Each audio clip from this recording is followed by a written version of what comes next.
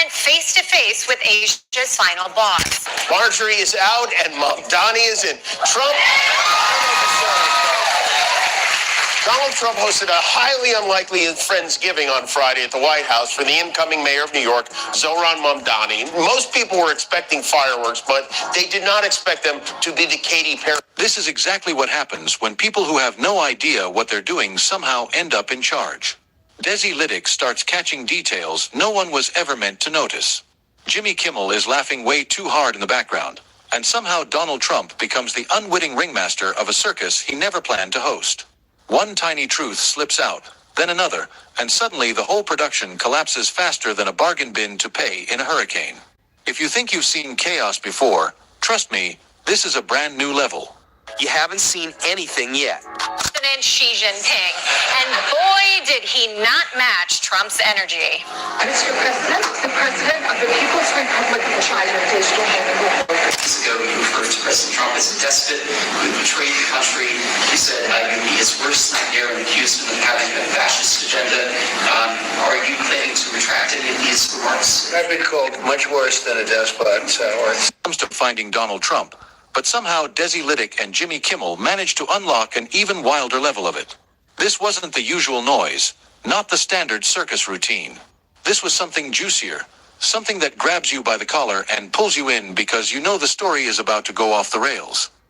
Today, Trump was in South Korea, where he was dismayed to learn that the hot demon hunter babes are in fact not real people.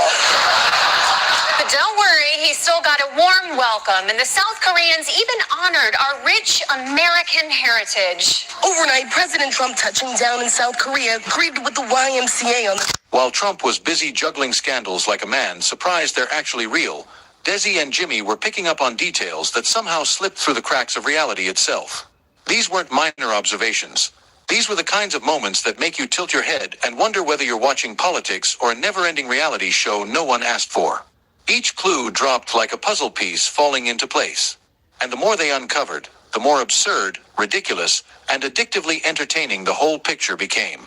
Jimmy Kimmel's a loser. I do Jimmy Kimmel. I did him a lot. Yeah. And he'd be standing on the sidewalk. Oh, sir, may I bring you in? He'd bring me in every time. The whole show was talking bad about Trump. He called us. He was fired for lack of talent. We saw the dismissal of a very well-known chat show host in America last night, Mr. Kimmel. Is free speech more under attack in Britain or America?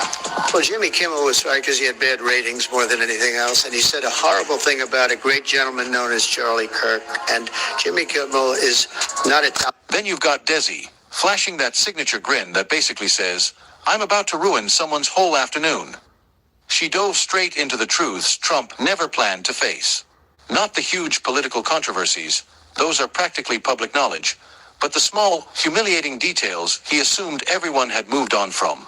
Every awkward stumble, every tiny embarrassment got its moment under the spotlight.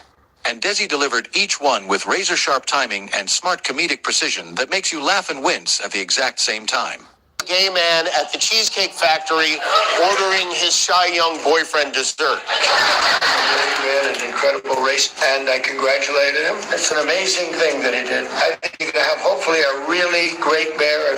The better he does, the happier I am. I feel very confident that he can do a very good job. I think he is going to surprise some conservative people, actually. I expect to be helping him, not hurting him. A big help. We're going to help him. We're going to be helping him. I'll be cheering for him. A lot of my voters actually voted for him. 1 in 10. And I'm okay with that. Meanwhile, Jimmy, who has never missed an opportunity to roast Trump's entire universe, accidentally uncovered his own batch of revelations. When both he and Desi started pointing out the same weird patterns, it felt like two detectives following different clues only to realize they lead to the same ridiculous destination. Trump, for reasons only he understands, always looks stunned when people connect the dots, as if he expects the entire world to squint hard enough that the truth just vanishes. But Desi and Jimmy? Their nonsense radar is flawless. Desi kicked things off with a simple point. Trump has reached a stage where even gravity seems confused by him. Every time he explains something, reality just steps out for a coffee break. Jimmy, on the other hand, analyzed Trump like a scientist who accidentally discovered fire but still isn't sure whether to use it or hide it. Both kept running into the same core issue. Trump speaks with the confidence of a man who thinks Google exists solely to verify whatever he imagines. And the material they uncovered? Absolutely priceless. The kind you don't even have to exaggerate because it already sounds like premium-grade fiction. Unbelievable. The Village people must be so proud that their song became America's official presidential anthem. To think, when they wrote it, they just wanted to make a jaunty tune about